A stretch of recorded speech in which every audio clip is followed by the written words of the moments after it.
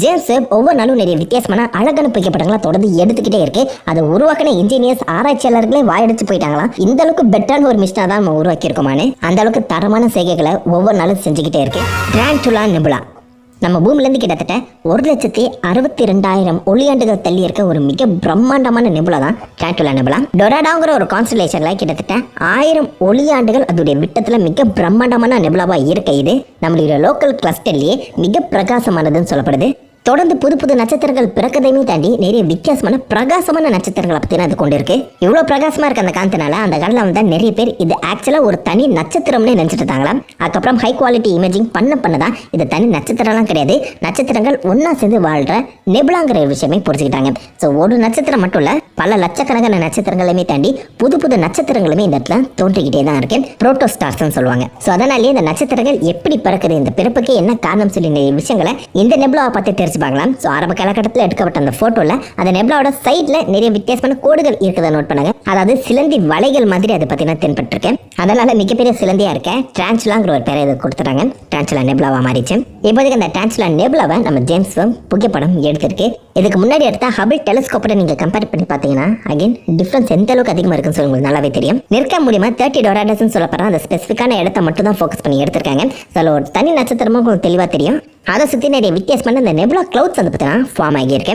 இது எல்லாத்தையுமே ஆராய்ச்சியாளர்கள் அந்த கிளவுட் கொக்கூன் மாதிரி சொல்றாங்க. அதாவது ஒரு புழு வந்து அப்படியே தன்னை சுற்றி ஒரு வலையை அமைச்சு பட்டாம்பூச்சி அந்த வலையை உடைச்சிட்டு வெளில வரும்ல. ஸோ அதே மாதிரி தான் இங்கே இருக்க அந்த நெபுலா கிளவுட்ஸ் எல்லாமே பார்த்தீங்கன்னா குட்டி குட்டி கொக்கூன்ஸாக வந்து வேலை செஞ்சுட்டு இருக்கேன். ஸோ அது வந்து ஒரு குட்டி இடத்துல அப்படியே குழுமி நட்சத்திரங்களை உருவாக்கிட்டு இருக்கேன். அண்ட் நட்சத்திரம் உருவான அப்புறம் அந்த கிளவுட்ஸ் எல்லாமே விலகி நட்சத்திரம் மட்டும் உங்களுக்கு பிரகாசமாக தெரியுது. அண்ட் இந்த இடத்துல அது உங்களால் தெளிவாகவே பார்க்க முடியுது. சென்டரில் இருக்க அந்த நட்சத்திரம் புதுசாக உருவாக்கப்பட்டதான் இருக்கணும்.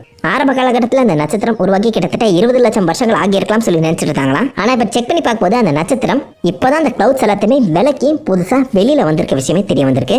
ஸோ இந்த மாதிரி நிறைய குட்டி குட்டி பில்லர்ஸை உங்களால் பார்க்க முடியும். இந்த பில்லர்ஸ் எல்லாமே ஒரு கொக்கோனா ஆக்ட் ஆகி குட்டி குட்டி நட்சத்திரங்கள் பிறக்கிறதுக்கு மிக முக்கியமாக வழிவகுக்குது. அந்த வகையில் ஆயிரக்கணக்கான குட்டி குட்டி புரோட்டோஸ்டார்ஸை இந்த டாரன்டுலா நெபுலா பார்த்தீங்கன்னா தொடர்ந்து உருவாக்கிக்கிட்டே இருக்கேன். அந்த நியர் இன்ஃப்ராரெட் கேமரா மூலியமா நீங்கள் தனித்தனியாக இருக்க அந்த நட்சத்திரங்களே பார்க்க முடியுது. அந்த இடத்துல இருக்க அந்த கூட்டமான நட்சத்திரங்கள் எல்லாமே இந்த கிளவுட்ஸ் எல்லாம் உருவாக்கப்பட்டதுதான். அதை தொடர்ந்து நியர் இன்ஃப்ராரெட் கேமராவையுமே தாண்டி மிட் இன்ஃப்ராரெட் கேமரா மூலியமாவும் இதை இன்னொரு புகைப்படம் எடுத்திருக்காங்க. ஸோ அதில் இன்னும் அதிகமாக அந்த கிளவுட்ஸை பற்றி உங்களால் புரிஞ்சுக்க முடியும். இதில் அந்த புதுசாக பறக்கப்பட்ட அந்த குட்டி குட்டி நட்சத்திரங்கள் எல்லாத்தையுமே சுற்றி எவ்வளோ அதிகமான அந்த டஸ்ட் கிளவுட்ஸ் இருக்குன்னு பாருங்க. இந்த நட்சத்திரங்கள் தான் அந்த கிளவுட்ஸை தங்கிட்ட வந்து விலக்கி விட்டுட்டு இருக்கு. ஸோ இந்த மாதிரி விளக்கப்படுற மற்ற கிளவுட்ஸ் எல்லாமே தனியாக இன்னொரு குட்டி நட்சத்திரத்தை பற்றி நான் ஃபார்ம் பண்ணும். அண்ட் இந்த இடத்துல இருக்க அந்த ப்ளூ அண்ட் பர்பிள் கலர் எல்லாமே பாசிபிளி அதிகமாக காணப்படுற ஹைட்ரோ கார்பன்ஸாக இருக்கலாம்ங்கிற மாதிரி சொல்கிறாங்க. அண்ட் பாசிபிளி இதை தாண்டி இன்னும் அதிகமான ஹைட்ரோ கார்பன்ஸ் இந்த இடத்துல இருக்கும் வாய்ப்புகள் இருக்கு.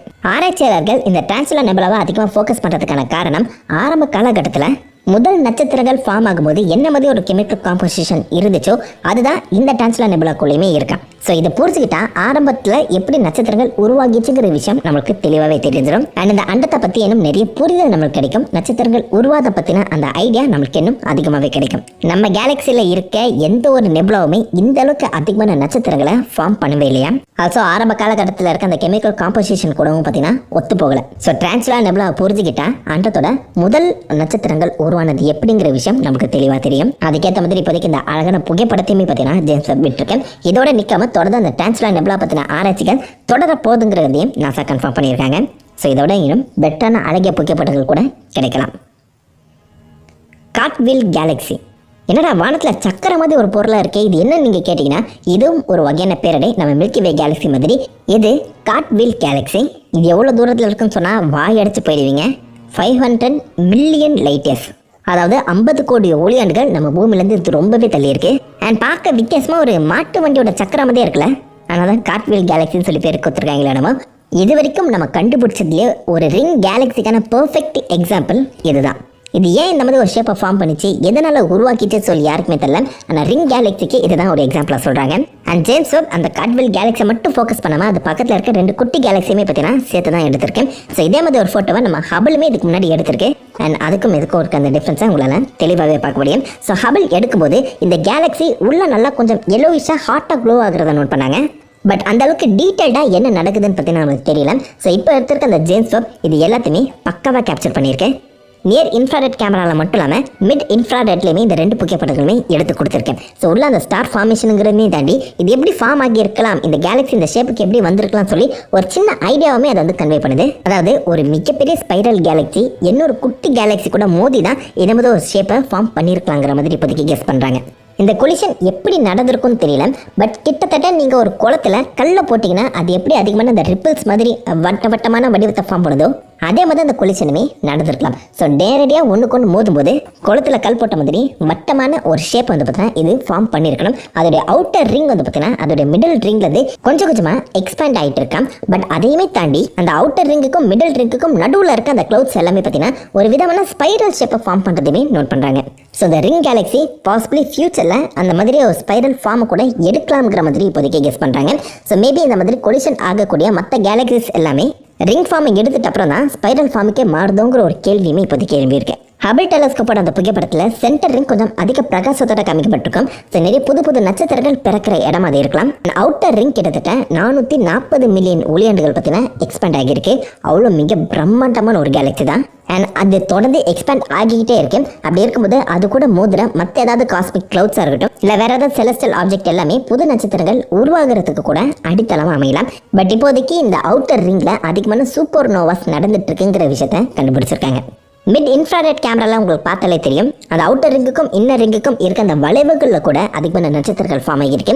அது எல்லாமே ஒரு வகையான ஸ்பைரல் ஷேப்பை தான் எடுத்துட்டு இருக்கு. தொடர்ந்து இதை பற்றி படிக்கிற அந்த சமயத்தில் ஒரு கேலக்சியோட கொலிஷன் எப்படி நடக்குது, அந்த கொலிஷன் ஒரு கேலக்சி எப்படி பாதிக்குது, அந்த பாதிப்புனால நட்சத்திரங்கள் எப்படி உருவாக்கப்படுது, அந்த நட்சத்திர உருவாக்கம் அந்த கேலக்சிக்கு என்ன ஷேப்பை கொடுக்குதுன்னு சொல்லி எல்லாத்தையுமே நம்மளால புரிஞ்சுக்க முடியும், நல்லாவே தெரிஞ்சுக்க முடியும்.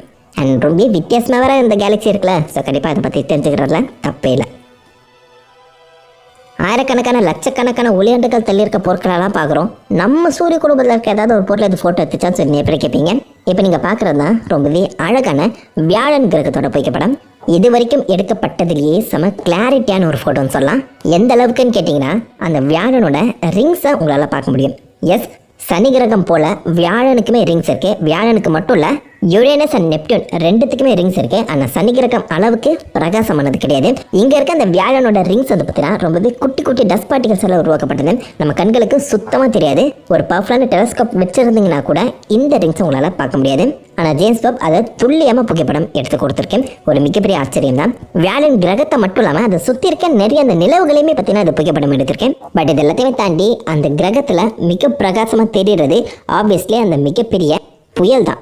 நம்ம பூமியே விழுகக்கூடிய அளவுக்கு மிக பெருசாக இருக்க அந்த கிரேட் ரெட் ஸ்பாட்னு சொல்லப்படுற புயல் இதில் வெள்ளையாக தெரியறதுக்கான காரணம் இன்ஃப்ராரெட்ல இந்த புகைப்படம் எடுக்கப்பட்டிருக்கேன். அண்ட் சூரியனோட வெளிச்சத்தை அது கொஞ்சம் அதிகமாகவே ரிஃப்ளெக்ட் பண்ணியிருக்கேன்.